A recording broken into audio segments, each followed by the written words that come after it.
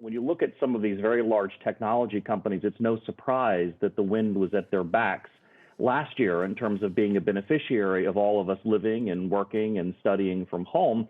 But there's light at the end of that tunnel. So I think investors are beginning to look more broadly throughout the market and within technology in general.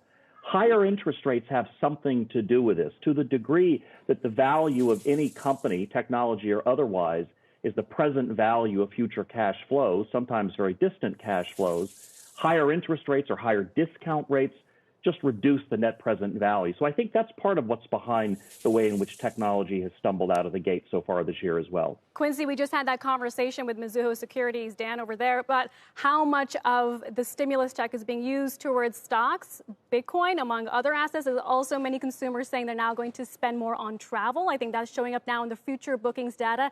Do you think all of that is being priced into the S&P as to where it's trading right now, or do you think it has more room to run?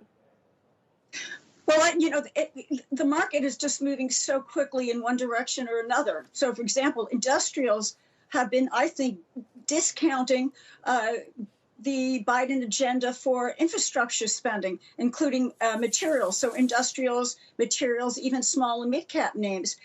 The question is, once that flow picks up, you're going to have to see some of that froth pull back too. And one thing that's extremely important, I think, is that the money is, according to the previous guest, is going to Bitcoin and most likely Robinhood. That's good news because you know what? It's not going to tech. And that tells me that we're not going to see a tremendous amount of exuberance in tech, and that's healthy.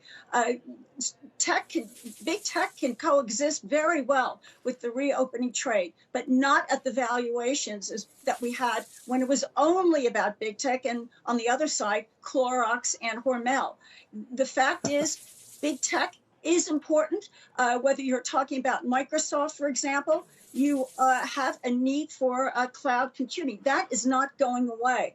But I really do think that the market is looking beyond. You're quite right. Look at the airlines. And I would think that some money is going to go now to global gaming. The BJK, you've got the March Madness. You've got many of the sites opening up for live games. I think you're going to see money spreading into that too. The point is the economy is normalizing. And the only issue that I have with what we're looking at in the market now is whether or not we have a scare with another wave of COVID. That should bring down the 10-year Treasury, and that actually should help big tech too, if the 10-year Treasury pulls back for that reason. But big tech can definitely coexist with the reopening trade. It's normal. It's necessary. It's necessary for the global economy to have big tech involved. Shepard Smith here. Thanks for watching CNBC on YouTube.